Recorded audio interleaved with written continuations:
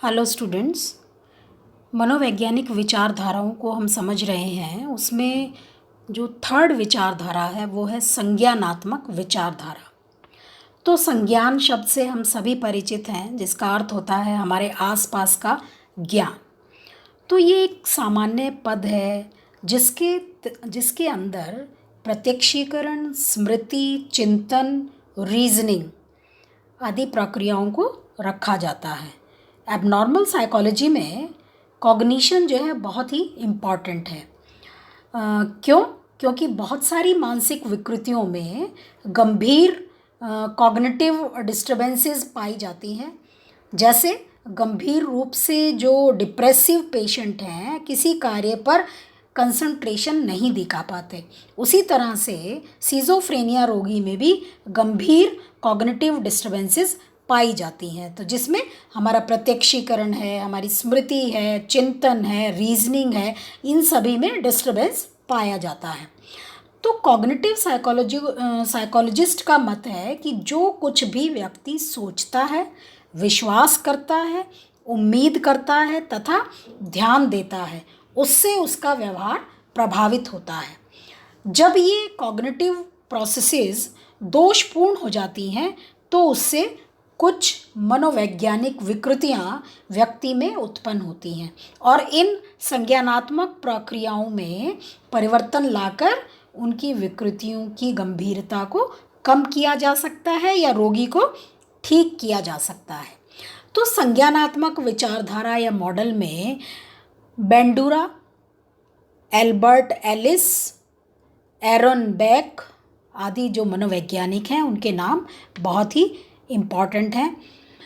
तो Albert Alice जो थे, उन्होंने मनश्चिकित्सा का प्रतिपादन किया था और रैशनल इमोटिव थेरेपी RET जो उनकी चिकित्सा थी उसका नाम था रैशनल इमोटिव थेरेपी। तो एलिस ने पूरी प्रक्रिया की व्याख्या करने के लिए एक ABC मॉडल दिया। A का मतलब है बाह्य घटनाओं या उत्तेजनों से उत्पन्न अनुभूतियों से A का मतलब, जिसका स्वरूप इर्रेशनल यानी कि अतर्क संगत होता है, और B से तात्पर्य उसके बाद उत्पन्न विश्वास, यानी जो बाह्य उद्दीपक हैं उनसे उत्पन्न अनुभूतियाँ, वो तो हमारी A मॉडल कहलाता है, और जो B है उसमें जो अनुभूतियाँ उत्पन्न हुई उनसे उत्पन्न जो विश्वास हैं और जिनका स्वरूप अतार्किक या इर्रेशनल होता है, तथा C से अभिप्राय है कि व्यक्ति के परिणाम जो सांवेगिक एवं व्यवहारात्मक दोनों होते हैं। इस प्रक्रिया का जो सबसे महत्वपूर्ण पहलू है जिससे मानव व्यवहार में माल एडेप्टेबिलिटी या कुसमायोजनशीलता होती है, वह अतर्क संगत विश्वास है, जिसके बारे में ये कह सकते हैं कि जैसे व्यक्ति को ये अतर्क संगत विश्वास हो जाए कि मुझे उन सभी चीज़ों को आसानी से प्राप्त कर लेना चाहिए जो मैं चाहता हूँ, या मैं हमेशा सफलता प्राप्त करता हूँ तथा मुझे दूसरों का अप्रूवल या अनुमोदन प्राप्त होता है, या समाज के अन्य लोगों का व्यवहार मेरे प्रति सहानुभूतिपूर्ण रहेगा ही, अन्यथा समाज उन्हें दंडित करेगा।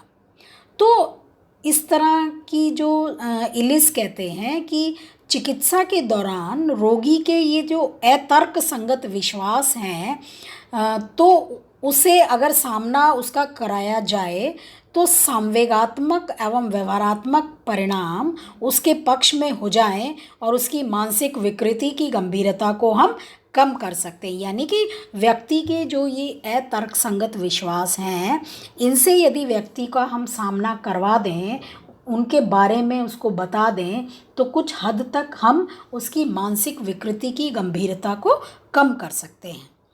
एरन बेक ने एबनॉर्मल बिहेवियर की व्याख्या में ये कॉग्निटिव डिस्टोर्शन यानी संज्ञानात्मक विकृति को महत्वपूर्ण बताया। उनके अनुसार संज्ञानात्मक विकृति से विभिन्न प्रकार की मानसिक या मनोवैज्ञानिक समस्याएं उत्पन्न होती हैं, जैसे अतिरंजन, इस विकृति में व्यक्ति छोटी एवं साधारण घटना को बहुत ज़्यादा महत्व देकर उसके बारे में सोचता है, यानी एक छोटी सी साधारण सी घटना को बहुत बड़ा चढ़ाकर उसके बारे में सोचना। दूसरा है अति सामान्यीकरण।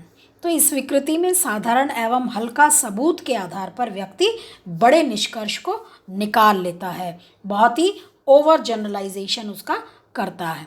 और तीसरी है चयनात्मक अमूर्तीकरण। तो इस तरह की विकृति में व्यक्ति सिर्फ कुछ विशेष तरह के सबूतों पर ध्यान देता है तथा समान रूप से अन्य महत्वपूर्ण सबूतों की उपेक्षा करता है। तो इस तरह से एरन बेक ने अतिरंजन, अति सामान्यीकरण और चयनात्मक अमूर्तीकरण के आधार पर एबनॉर्मलिटी की व्याख्या की। तो संज्ञानात्मक विचारधारा के अनुसार असामान्य व्यवहार की व्याख्या में 3 फैक्टर्स जो हैं महत्वपूर्ण भूमिका निभाते हैं। पहला है संज्ञानात्मक मूल्यांकन। तो किसी उद्दीपक के प्रति व्यक्ति किस तरह की अनुक्रिया करता है, यह उस उद्दीपक द्वारा निर्धारित ना होकर व्यक्ति द्वारा उस उद्दीपक की व्याख्या से निर्धारित होता है। यानी कि व्यक्ति किस तरह की अनुक्रिया करेगा ये उद्दीपक पर डिपेंड ना होकर व्यक्ति किस प्रकार की व्याख्या करेगा उस पर डिपेंड होता है। तो इसी व्याख्या को कॉग्निटिव अप्रेजल या संज्ञानात्मक मूल्यांकन कहा जाता है। वॉल्टर मिस्केल मनोवैज्ञानिक थे, उन्होंने 1979 में बताया था कि 5 तरह के कॉग्निटिव वेरिएबल्स हैं जो कॉग्निटिव मूल्यांकन या संज्ञानात्मक मूल्यांकन को प्रभावित करते हैं।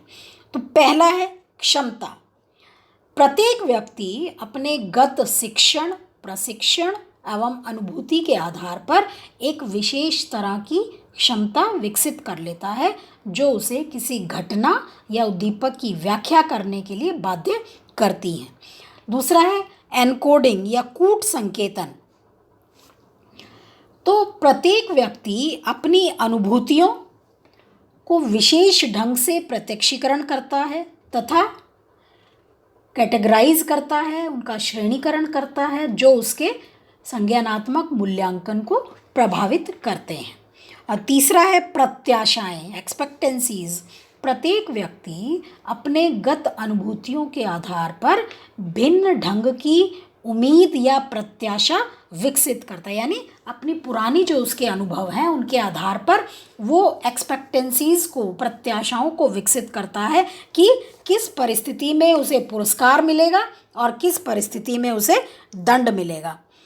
नेक्स्ट है मूल्य, वैल्यूज़। तो प्रत्येक व्यक्ति अपने बीते हुए प्रशिक्षण या शिक्षण के आधार पर विभिन्न उद्दीपकों का मूल्य भिन्न भिन्न आंकता है। जैसे जो व्यक्ति बाहरी क्रियाओं को अधिक महत्व देता है, किसी व्यक्ति द्वारा सैर पर जाने के न्योते से वो खुश होगा, परंतु दूसरा व्यक्ति जो घर में रहकर टीवी के कार्यक्रम को देखने को अधिक महत्व देता है उसे यह उतना अच्छा नहीं लगेगा। तो हमें किस चीज़ की वैल्यू है उस पर भी हमारा कॉग्निशन डिपेंड करता है। नेक्स्ट है प्लान, योजना। प्रत्येक व्यक्ति अपने गत अनुभूतियों के आधार पर अपने लिए कुछ विशेष योजना या नियम बनाता है जिससे उसका व्यवहार निर्देशित होता है। तो मिस्किल ये कहना चाहते हैं कि ये जो 5 संज्ञानात्मक कारक हैं ये एक ही उद्दीपक या घटना की व्याख्या, इनसे व्यक्ति एक ही उद्दीपक या घटना की व्याख्या भिन्न भिन्न ढंग से करता है जो उसके व्यवहार के समायोजन को अच्छे या बुरे ढंग से प्रभावित करता है। और यदि बुरे ढंग से प्रभावित करता है तो उससे क्या होगा, व्यक्ति में मानसिक विकृति उत्पन्न हो जाती है। सेकंड जो फैक्टर है वो है आत्म पुनर्बलन, यानी सेल्फ रीइंफोर्समेंट। तो संज्ञानात्मक विचारधारा में ये भी स्वीकार किया जाता है कि व्यक्ति का व्यवहार पुरस्कार तथा दंड द्वारा प्रभावित होता है, परंतु जो संज्ञानात्मक मनोवैज्ञानिक हैं वो कहते हैं कि सबसे प्रभावकारी पुरस्कार तथा दंड बाह्य वातावरण से नहीं आते बल्कि व्यक्ति के मन के भीतर से सेल्फ अप्रूवल, आत्म अनुमोदन या आत्म आलोचना के रूप में आते हैं। इसे ही सेल्फ रीइंफोर्समेंट या आत्म पुनर्बलन कहा जाता है।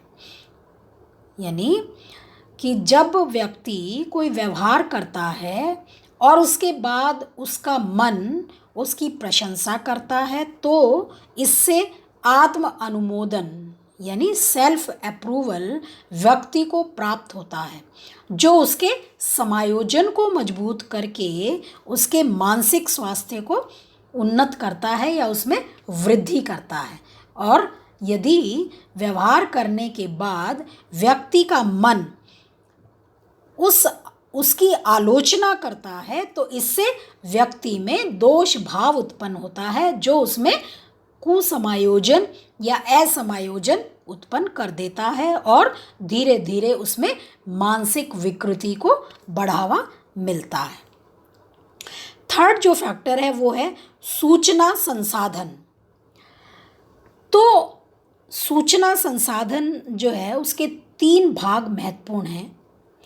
पहला है अटेंशन या अवधान। तो अटेंशन व्यक्ति की जो ज्ञानेंद्रियां हैं वो किसी भी समय बहुत सारे उद्दीपकों द्वारा प्रभावित होती हैं, परंतु व्यक्ति के लिए ये संभव नहीं होता कि वो उन सभी उद्दीपकों पर ध्यान दे। इसलिए वह उनमें से अपनी आवश्यकता के अनुसार कुछ उद्दीपकों पर तो ध्यान देता है, परंतु बाकी उद्दीपकों पर वो ध्यान नहीं देता। इसी प्रक्रिया को चयनात्मक अटेंशन मतलब सिलेक्टिव, कि हमने जो उद्दीपक थे उनमें से हमने सेलेक्ट कर लिया कि किसकी तरफ हमें ध्यान देना है, तो इसी को चयनात्मक अवधान कहा जाता है। जब व्यक्ति चयनात्मक अवधान अटेंशन की प्रक्रिया में किसी कारण से सफल नहीं होता, तो उसका मन बहुत सारी सूचनाओं या उद्दीपकों से प्रभावित होने लगता है। तब उसका व्यवहार जो है कुसमायोजित होने लगता है। जब हम किसी भी उद्दीपक को सेलेक्ट नहीं कर पाते कि हमें किस चीज़ पर फोकस करना है, किस चीज़ पर ध्यान देना है, तो ऐसी स्थिति में जो है हमारा जो व्यवहार है वो उसमें हमें जब अटेंशन में सफलता नहीं मिलती, तो हमारा व्यवहार असमायोजित या कुसमायोजित होने लगता है। इनग्राम मनोवैज्ञानिक थे, 1999 में उन्होंने बताया कि बहुत सारी जो साइकेट्रिक प्रॉब्लम्स हैं उनका कारण अपने ऊपर व्यक्ति द्वारा ज़रूरत से ज़्यादा ध्यान देना होता है। उसी तरह से बुटजिन मनोवैज्ञानिक थे, एकोला एवं एलॉय मनोवैज्ञानिक थे। उन्होंने 1995 में बताया कि बहुत तरह के जो न्यूरोटिक डिजीज़ होती हैं उनकी उत्पत्ति में अटेंशन की बहुत इम्पॉर्टेंट भूमिका होती है। जैसे एंग्जाइटी डिसऑर्डर यानी चिंता विकृति से ग्रसित व्यक्ति वातावरण के उद्दीपकों, विशेषकर हल्के फुल्के उत्पन्न करने वाले उद्दीपकों पर भी ज़रूरत से ज़्यादा ध्यान देने वाले होते हैं। तो जो अटेंशन है वो भी व्यक्ति में मानसिक विकृति का कारण बनते हैं। नेक्स्ट है स्मृति। जो हमारा नेक्स्ट पॉइंट है वो है इंफॉर्मेशन प्रोसेसिंग में, सूचना संसाधन में, वो है अटेंशन के बाद स्मृति। तो विभिन्न प्रकार की मानसिक विकृतियों में स्मृति, विशेषकर अमनेशिया जिसको हम स्मृति लोप कहते हैं, उसकी भूमिका महत्वपूर्ण होती है। स्मृति लोप आंगिक मस्तिष्कीय विकृतियों अर्थात वैसी मस्तिष्कीय विकृतियों में जिसकी उत्पत्ति का कारण मस्तिष्कीय टिश्यूज़ का नष्ट होना होता है, उनमें अधिक पाया जाता है। ठीक है, जिनके मस्तिष्कीय टिश्यूज़ नष्ट हो जाते हैं उनमें ये जो अमनेशिया है, स्मृति लोप है, वो अधिक पाया जाता है। तो बहुत सारे प्रयोग भी इस बारे में हुए और उसके आधार पर भी यही बताया गया कि जब हमारे मस्तिष्क के टिश्यूज़ जो हैं वो नष्ट हो जाते हैं या क्षीण हो जाते हैं, तो व्यक्ति में स्मृति लोप उत्पन्न होने लगता है, जो कि एबनॉर्मेलिटी का एक कारण बनता है। उसके बाद है संगठनात्मक संरचनाएं। तो व्यक्ति का मन सिर्फ इसका चयन ही नहीं करता कि उसे किस तरह की सूचना ग्रहण करनी चाहिए, बल्कि वह इन सूचनाओं को एक अर्थपूर्ण एवं स्थायी पैटर्न में व्यवस्थित भी करता है, जो फिर ये निर्धारित करता है कि किस तरह की सूचनाएं ग्रहण की जाएं।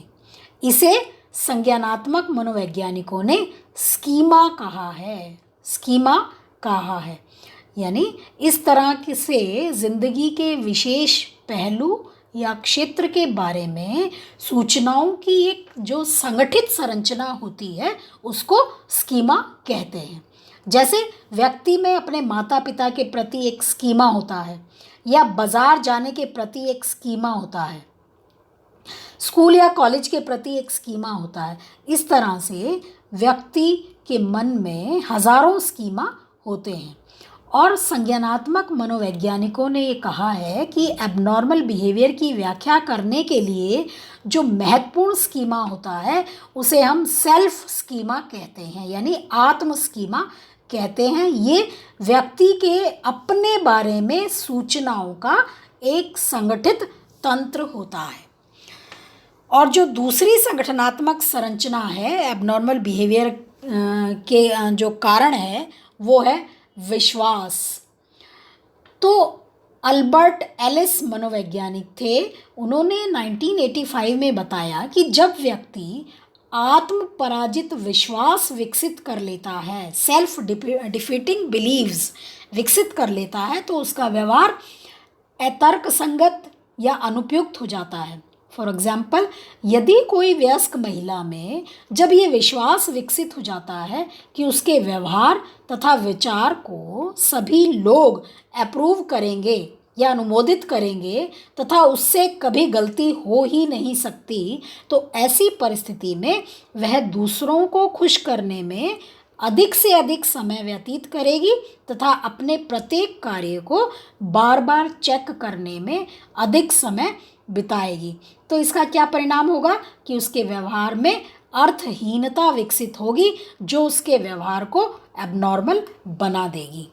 और जो तीसरा जो संगठनात्मक संरचना का जो इम्पॉर्टेंट है फैक्टर, वो है जिंदगी का कार्य, जिसकी मदद से संज्ञानात्मक विचारधारा में असामान्यता की व्याख्या की गई है। तो जिंदगी के कार्य से तात्पर्य वैसा कार्य जिसे व्यक्ति अपने लिए निर्धारित करता है। जैसे एक कॉलेज का छात्र उच्च अंक में परीक्षा में सफल होने का लक्ष्य निर्धारित करता है, बनाता है, जो वह उसका जिंदगी का कार्य का एक एग्जाम्पल है। फिर वह दूसरा कार्य एक अच्छा प्रोफेसर या एक अच्छा इंजीनियर बनने का निर्धारित करता है, जो उसकी ज़िंदगी का दूसरा कार्य है। तो चूँकि ज़िंदगी के कार्य का आधार जो है वो स्कीमा होता है, उसकी एक संगठित व्यवस्था होती है, उसका आधार स्कीमा होता है। जो स्कीमा है जिससे व्यक्ति अपनी ज़िंदगी के साथ जो अवास्तविक कार्य है उससे अपनी ज़िंदगी के साथ समायोजन स्थापित करने के लिए सेल्फ डिफीटिंग स्ट्रेटजीज़ यानी आत्म पराजित उपायों को विकसित कर लेता है, जिससे उसमें मानसिक विकृति उत्पन्न हो जाती है। तो इस तरह से जो ये ज़िंदगी का कार्य है, इसके आधार पर भी व्यक्ति एबनॉर्मेलिटी की तरफ बढ़ता है। और इसके अलावा स्कीमा जो के बारे में हमने अभी चर्चा करी, ज़िंदगी के कार्य के बारे में चर्चा करी और संगठित संरचनाओं के बारे में चर्चा करी। तो ये सारे के सारे फैक्टर्स जो हैं वो हमारे संज्ञानात्मक मूल्यांकन को प्रभावित करते हैं।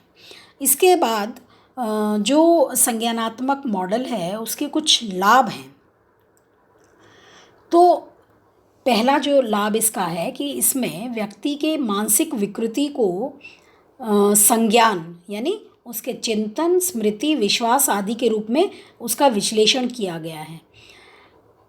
लेकिन इस मॉडल की वैधता बहुत अधिक जो मनोवैज्ञानिकों ने शोध किए हैं उससे इस मॉडल की वैधता बहुत अधिक दिखाई देती है।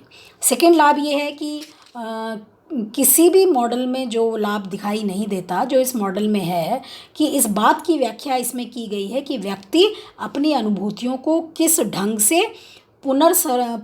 पुनर्संरचित करता है और कैसे उसका अर्थ निकालता है और वातावरणीय उद्दीपकों को वे उस ढंग की सूचना में बदलता है जिसका उपयोग किया जा सके।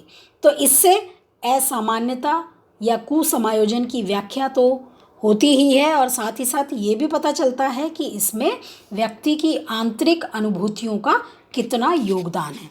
और इन जो एडवांटेजेस के साथ साथ इसकी कुछ कमियां भी हैं जिनको हम लाभ बोलते हैं। तो उन कमियों में स्कीमा जो कॉन्सेप्ट है वो बहुत ही अविश्वसनीय प्रतीत होता है और वैज्ञानिक ढंग से भी उसकी परिभाषा नहीं की गई है और असामान्यता की जो संज्ञानात्मक व्याख्या है उसकी कोई खास रूप से वैज्ञानिक व्याख्या भी नहीं की गई है।